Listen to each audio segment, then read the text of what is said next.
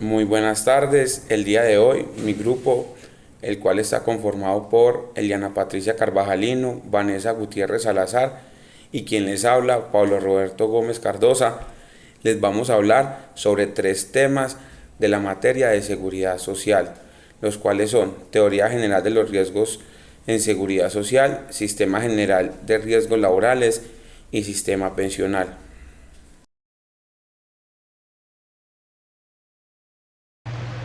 Bueno, buenas tardes. El tema que a mí me corresponde es la teoría de los riesgos en seguridad social.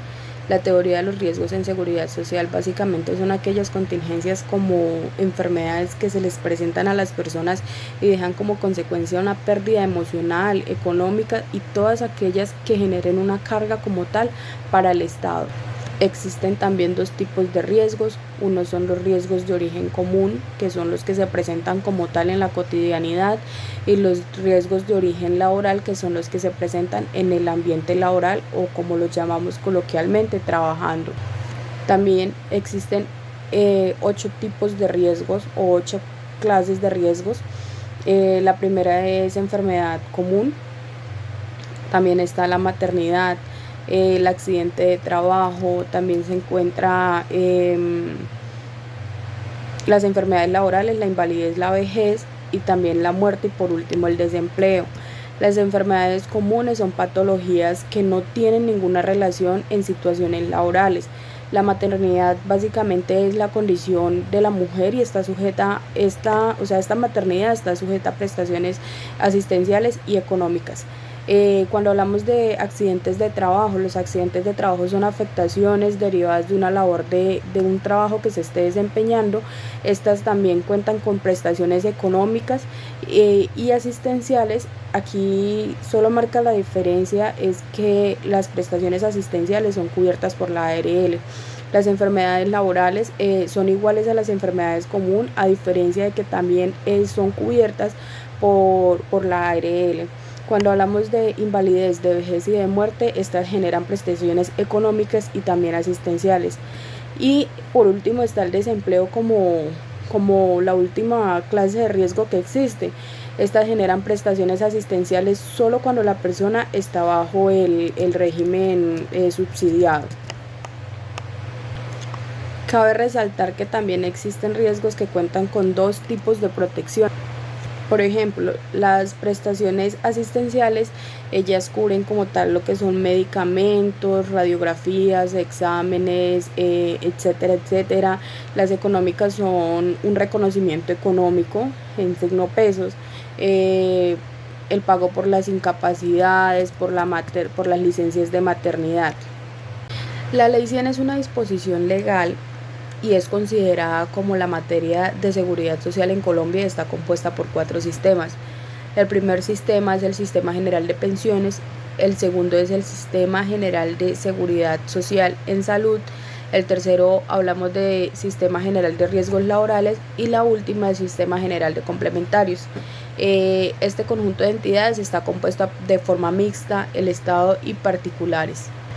Ahora bien, el sistema de salud en Colombia esta cuenta con entidades de orden público como lo son el Ministerio de Salud, que es el principal integrante acá, la Superintendencia de Salud, el INVIMA, Superintendencia Financiera, las EPS, las IPS, los empleadores y los empleados. Cabe aclarar también que dentro del régimen de salud existen dos tipos, como lo son el contributivo, que hace parte de las personas las cuales cuentan con la capacidad económica para sufragar los gastos en salud, y las personas de la parte subsidiada, que son las personas que no cuentan con estos recursos. También cabe resaltar que existe el tipo de vinculados, que son las personas que están entre el régimen subsidiado y el contributivo, como lo son las personas habitantes de calle y los extranjeros, que son los que conforman como tal este tipo de régimen de salud. Es importante resaltar también que la afiliación al Sistema General de Salud es una afiliación que se hace de forma única y especial. ¿Sí? Es el acto mediante el cual las personas ingresan al sistema por medio de las EPS. Las EPS son entidades promotoras de salud, como ya bien lo manifestaba el docente en las clases anteriores. El afiliado es la persona que ingresa al sistema en calidad de cotizante. Al ingresar de manera cotizante, esta también es una obligación que es como dual, o sea, es una obligación que la tiene tanto el empleador como el empleado. Es decir, el empleador tiene que generar un pago del 8.5%, hacer el aporte mensual, y el empleado hace un pago netamente de 4%. Dentro de este sistema o de este régimen de salud también van incluidos los beneficiarios. Estos también hacen parte pues del régimen de salud del cotizante, ¿sí? Es decir, que ellos son beneficiarios del cotizante y tienen prestaciones asistenciales, pero pues ellos no cuentan con una responsabilidad económica. Ahora también es importante mencionar o recalcar que en el régimen contributivo hay personas que se deben de afiliar de manera obligatoria, ya que estos cuentan con una capacidad de pago, es decir, que pueden generar el pago y tienen pues una vinculación laboral. Estas personas son los trabajadores independientes, los pensionados, los aprendices del SENA y los servidores públicos. Hablamos también de unas prestaciones económicas del régimen de salud, como son las incapacidades, que es el reconocimiento económico del sistema de salud, las licencias, que son permisos que le otorga al empleado cuando cumplen con ciertos requisitos. Ya pueden ser licencias que pueden ser remuneradas o no remuneradas. Las licencias remuneradas son, por ejemplo, una licencia de maternidad, es una licencia remunerada. Una licencia por luto también es remunerada, y así hay muchas más licencias que son tanto remuneradas como no, ya ahí dependiendo del empleador y dependiendo del tipo de licencia que se esté solicitando. Cuando hacemos mención a las incapacidades básicamente son un reconocimiento monetario por parte del sistema de salud, que cuenta pues con dos orígenes básicamente. Una incapacidad laboral, por ejemplo, que surge un inconveniente que afecta la salud del trabajador al realizar las funciones que le corresponden, y las comunes, que son, o sea, parte de enfermedades o contingencias que no tienen relación con el ámbito laboral o con el desarrollo de la actividad que usted hace dentro de la empresa.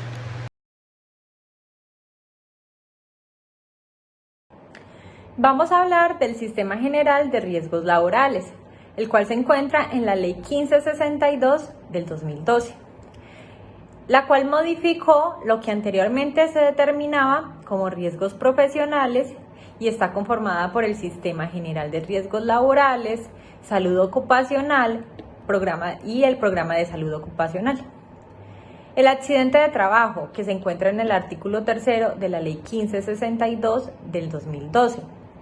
Este es un suceso repentino que no sea doloso ni intencional o por búsqueda del trabajador, y se puede presentar de dos maneras: a causa o a consecuencia. A causa se deriva del objeto del contrato de trabajo, y a consecuencia se deriva a causa del poder subordinante del empleador. La enfermedad laboral, que se encuentra en el artículo 4 de la Ley 1562 del 2012. Son todas aquellas enfermedades que adquiere el trabajador por realizar las funciones que le competen o por el lugar donde se realizan las mismas funciones.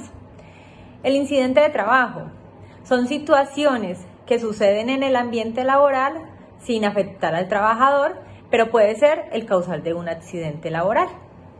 El Sistema General de Seguridad y Salud en el Trabajo, el cual se encuentra en la Ley 1572 del 2012, el objeto de este es prevenir y promocionar la ocurrencia de accidentes de trabajos, accidentes, incidentes, enfermedades laborales, promoción de la salud, Departamento de Gestión Humana.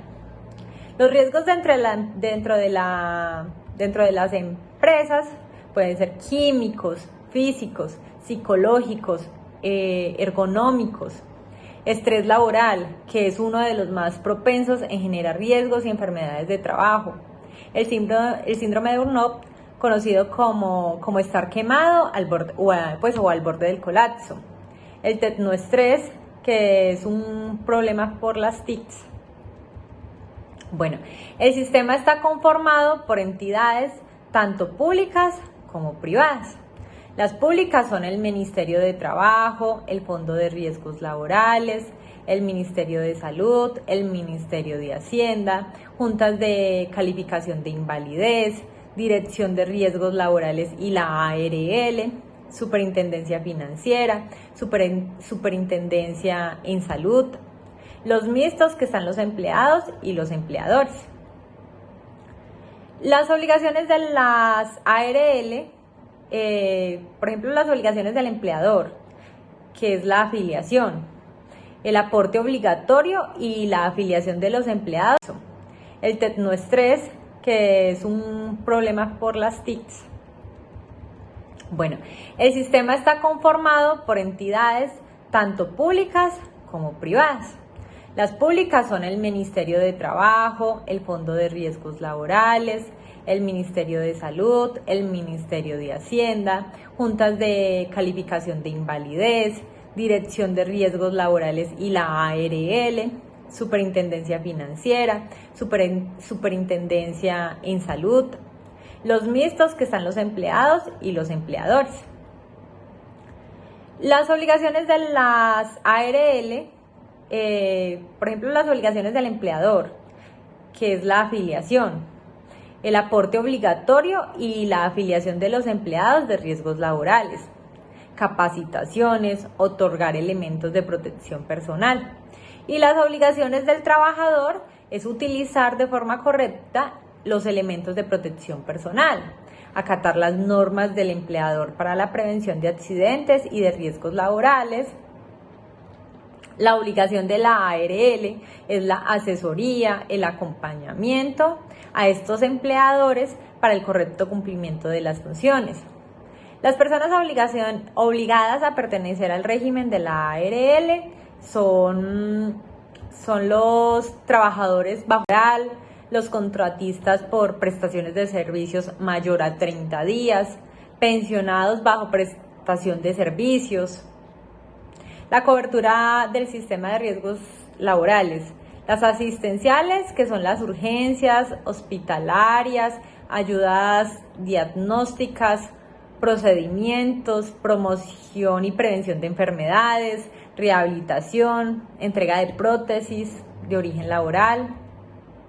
Las económicas son las licencias, incapacidades, auxilio funeral, pensión. La Junta de Calificación Laboral son públicas y privadas. Están conformadas por diversos especialistas. Buscan la certificación por invalidez y se debe llevar al cliente mostrando la necesidad. Estas se clasifican en dos: la regional, cuya segunda instancia es la nacional. Y la categoría de riesgos laborales es el riesgo 1, que es el 0.5%, el riesgo 2, que es el 1,44%, el riesgo 3, que es el 2,436%, el riesgo 4, que es el 4,350%, y el riesgo 5, que es el 6,960%.